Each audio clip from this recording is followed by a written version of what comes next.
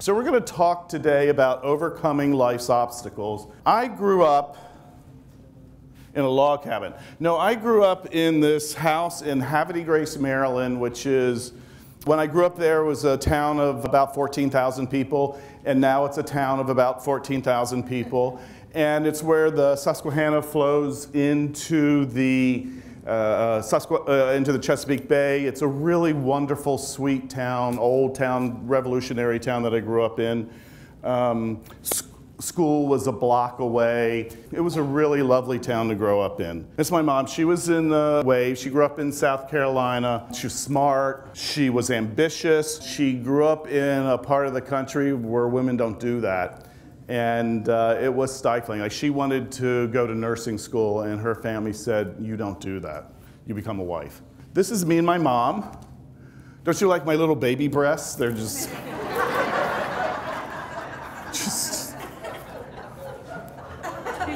they're just.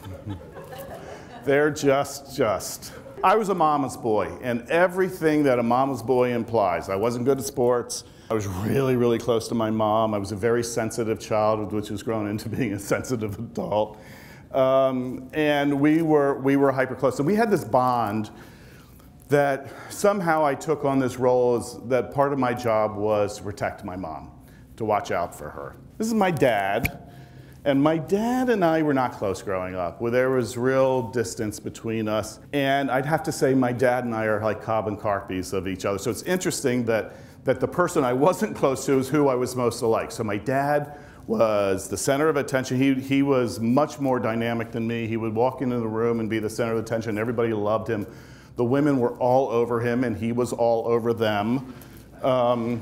He was dynamic and charismatic and generous and funny and a bully and a big bully. And I have that in me too. I have the bully in me too. I work really hard on it to not let it overtake me, but I definitely have that in too. So I have many of his strengths and I have many of his weaknesses, and one of the things was, you know, we were not close.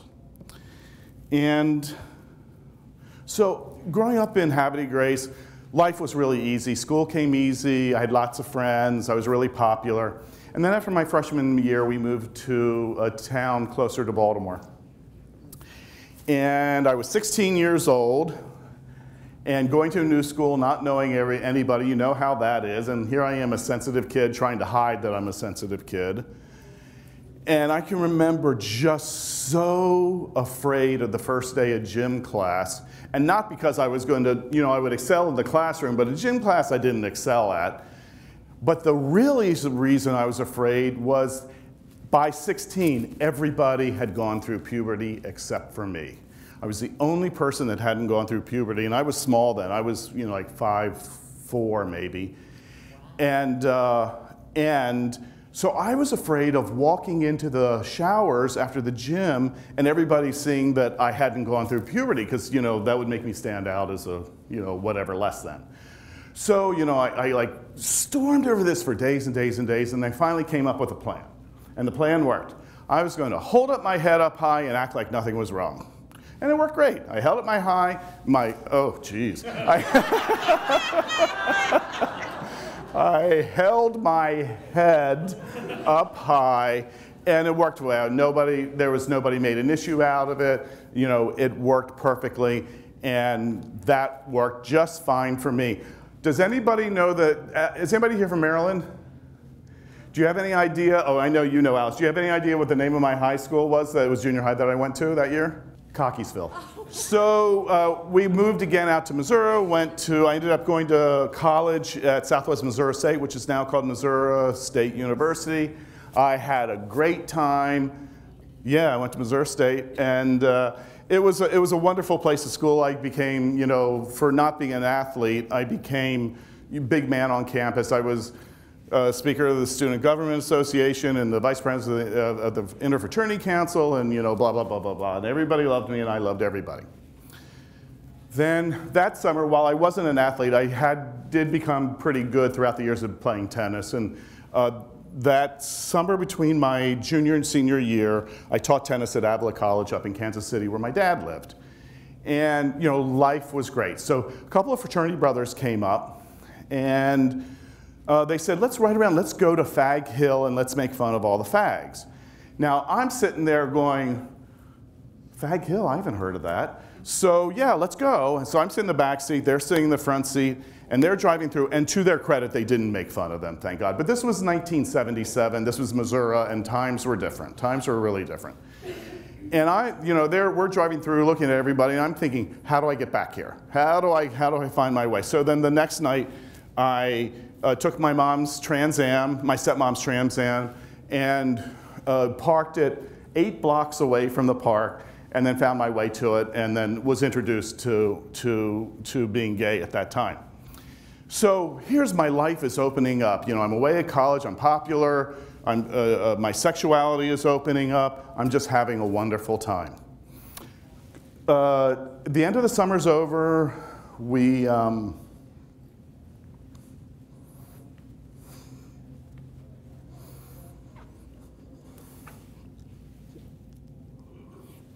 breathe. The end of the summer's over and I go back to school, and I get a call from my Aunt Louise from South Carolina.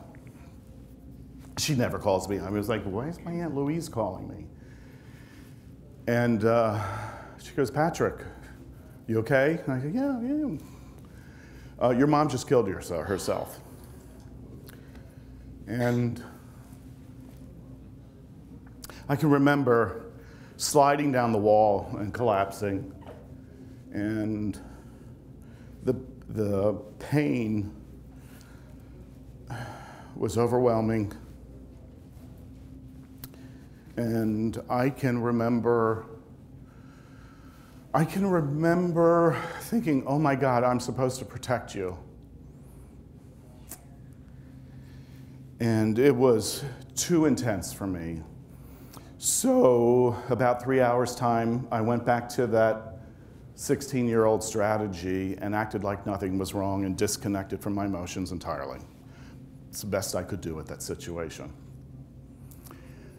Funeral happens, make the way through it, come back to school, thrilled to be back to school so I don't have to deal with those emotions and what it's feeling. And I was rooming with, I had a roommate, we had 2 roommates, one of my fraternity brothers and one of his friends.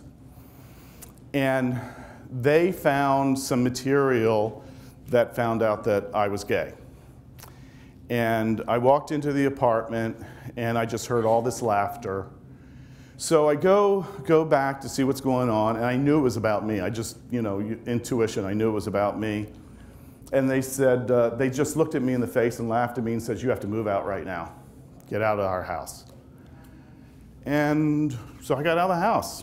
I didn't know what to do. I didn't have any place to go. So I went back to the fraternity house and moved back in there and started making lies about what my life was about, because that was the best I could do at that time. That was the best I could do. So how do you deal with that? How do you deal with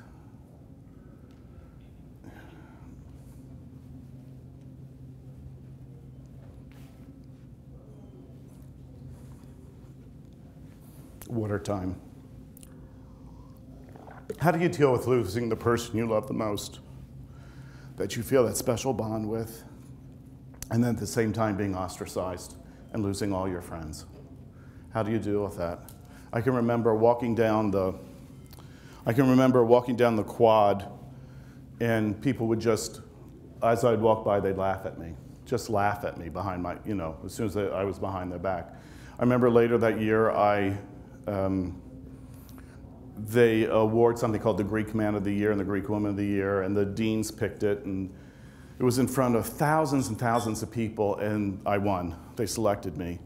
And as I go up to get the award, a third of the people clapped, a third of the people had no response, and a third of the people laughed. And I did what I did best. I acted like nothing was wrong, and I tucked all of my emotions away and just tried to get through my senior year of college. This is my dad. And then 20 years after my mom killed herself, he killed himself. So it's been an interesting journey, and I want to tell you why I'm sharing this. I'm sharing this because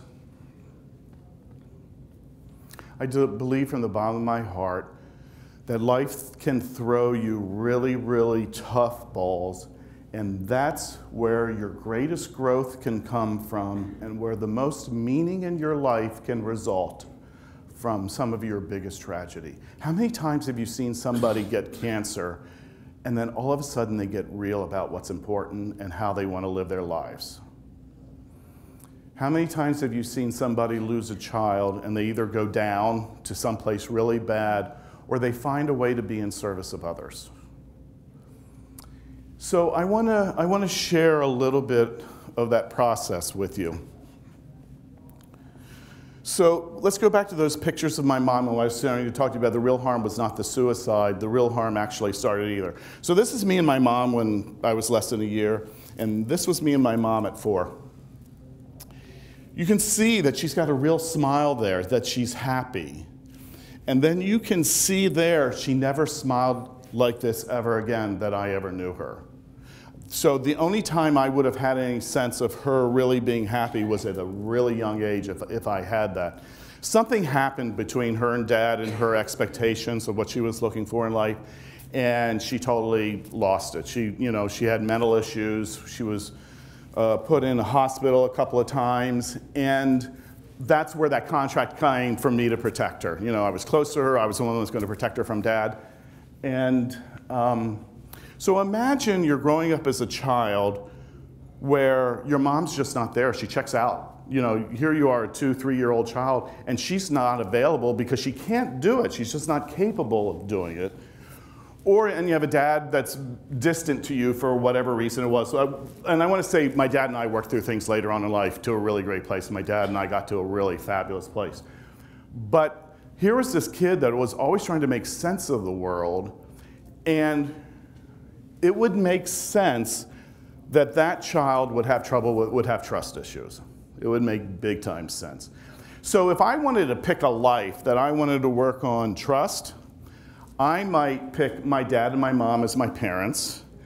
I might move to New York City, where trust comes a little bit more difficult, and I might sell real estate. If I want to work on trust, this is a perfect place to do it, isn't it? It's the perfect script. So let's start with, if a tragedy happens to you, what are some coping tips or mechanisms that you can use? Number 1, be vulnerable up to the point you have the ability to be vulnerable. Somebody in Anna's class talked about one thing they valued is courage.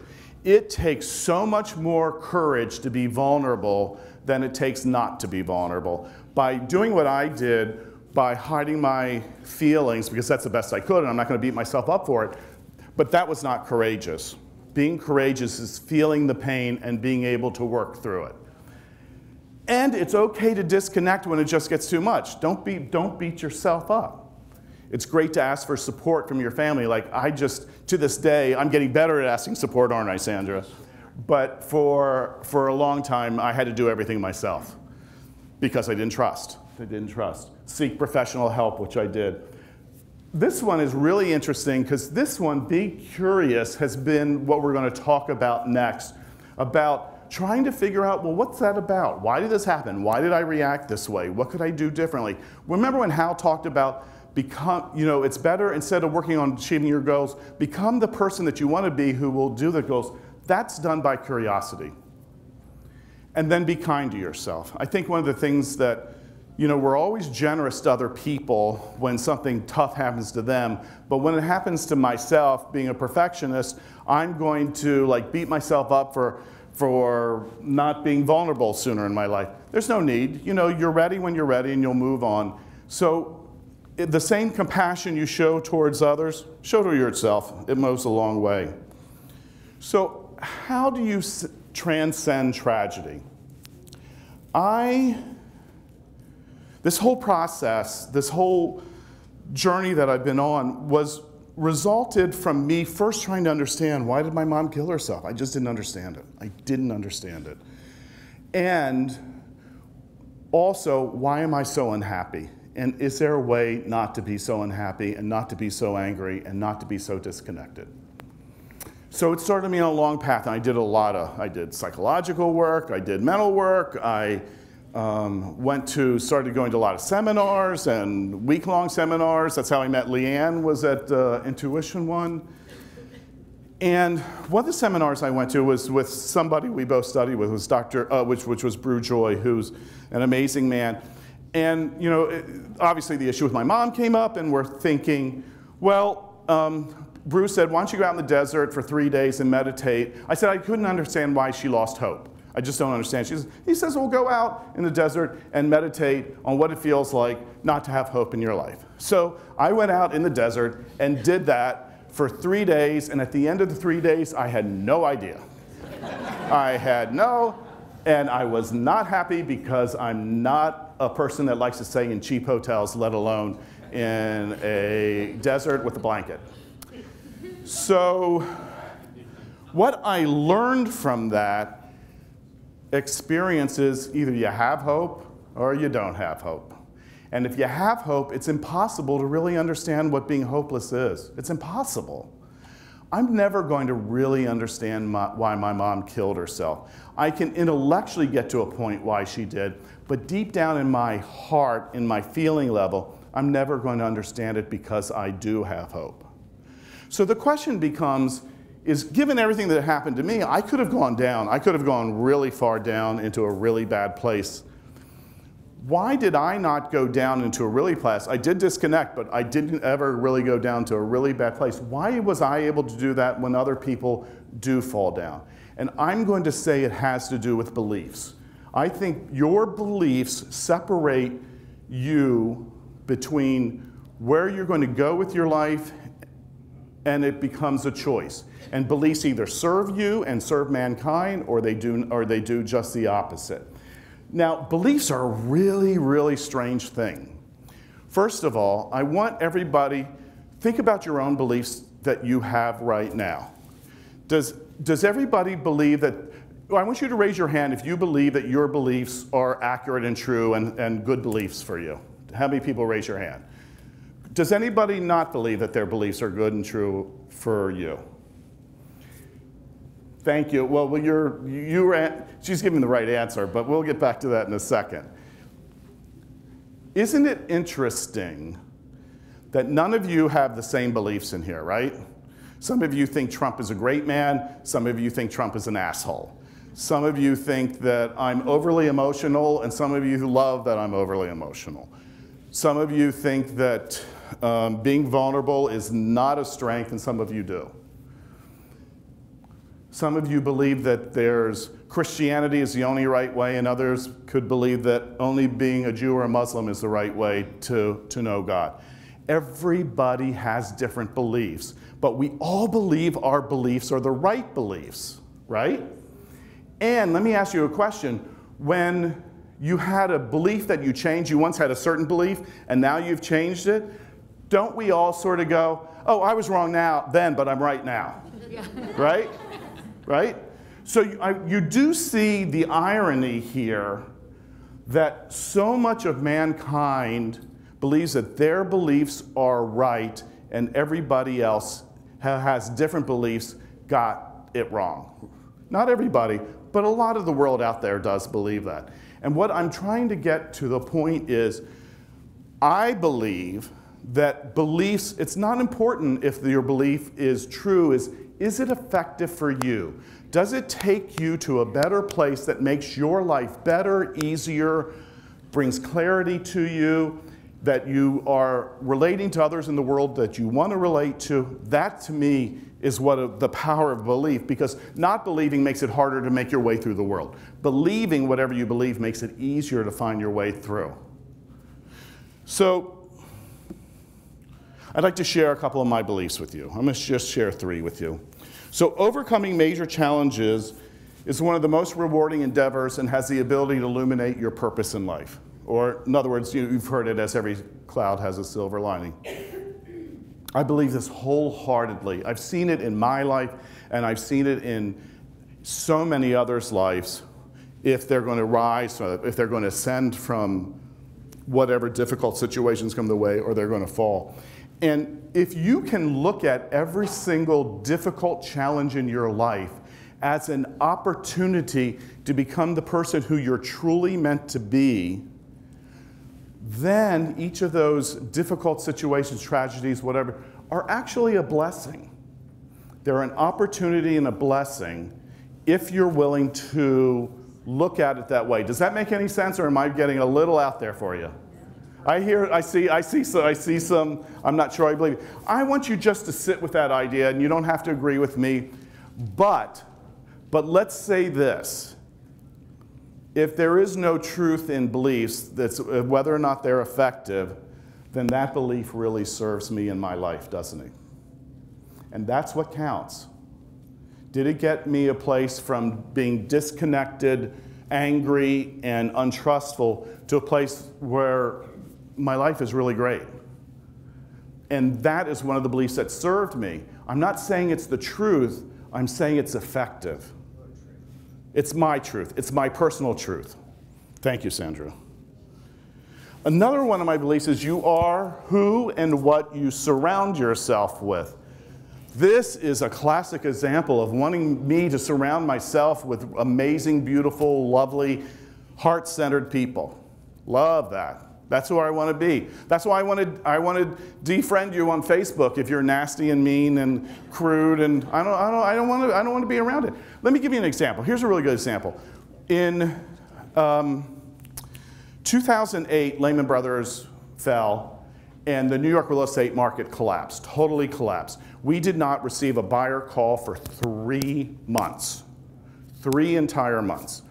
So around September, I set up a plan. And I talked to my team and I said, look, we're going to control our perceptions on how we're going to deal with this. So what I said to them is, if you walk into the room and another broker is being negative about the market, you have one of 3 options. You can, number 1, change the subject. You can, number 2, leave the room. Or number 3, you can leave my team. Because I'm not going to deal, that negativity is not going to help us get to where we need to go. I then asked them, not ask, I told them. I told them, ask them, is it, I want you to stop reading the newspapers and I want you to stop listening to the news. And please do that for 4 weeks. The trouble with the news is that it creates your vision of life. It takes your perceptions and moves them in a certain direction, and it's always fear-based. It's always fear-based. And the reason they have it be fear-based is they want you to come back and read their newspaper the next day, come back and tune into their station, and I don't want that input. I don't want that input. So those were the 2 things that those were the 2 things, plus I knew there was some sort of opportunity there. So we reached out to all of our sellers and we said, listen, we don't know where this is going. We have 2 suggestions. Let's do a dramatic price reduction. Let's do a 9% price reduction, or let's see if we can rent it, or let's take it off the market. Let's do one of the 3 things. So I'd say about 60% of my listings agreed to the 9% price reduction. It was between 7 and 9%. That month in October, our team sold 8 properties. I was with a Coldwell Banker franchise at that time, and the entire 250 agent company did 11 or 12 deals, of which 8 were on my team. And there's no other explanation than what I just gave you of what we did about who we were surrounding ourselves with and what we were surrounding. So television is what you surround yourself with, and the people that you listen to their conversations is what you surround yourself with. And by the way, when the market all collapsed, finally went down and things started selling again, the result was that sellers lost 17%. So I saved them between 9 and 10% on their loss. I get adamant about that one, don't I? And if you wanted, a lot of us want to change the world and make the world a better place. The only place to start and finish is changing yourself. Because when you change yourself, you can model that behavior for others. I can't control what Sandra does, and I certainly can't control what Leanne does, but I can control what my behavior is and what's valuable to me and make those changes. So what are your beliefs? Look at what your beliefs are, and who do they serve? Do they serve you and mankind, or do they serve some sort of other institution like your family or your community? Really be clear about what your beliefs are and who are they serving. So this has been a really amazing journey for me. I mean, it's been absolutely an amazing journey. And if it wasn't for me wanting to understand why my mom killed herself, and for me to understand, and for me to believe, boy, is my life going to be this unhappy for the rest of my life? It can't be this horrible. It can't. Has set me on this incredible path of personal development. I liked how Hal talked about it's more important to work on yourself than it is to work on where your goals are. So like my business was stuck at like 20, 25 million for a long, long time. And I have done so much personal work, and that's what's freed me up to get up to 80 million, 100 million in sales. And it's working on myself because I'm going to attract the type of people who see what my inner wisdom or clarity or that I'm enjoyable to be around with. Does that make sense? And I'm going to contend that me getting to this point, on me being this journey of, I'm really happy, you guys. I'd like to be in a relationship, but I'm really happy. We could not have created this. We could not have created this. And to me, that's one of the great blessings of my journey, is that all the work I've done on myself, I get to share with you guys. And I get to help you along if any of you are struggling with anything remotely of what I'm talking about.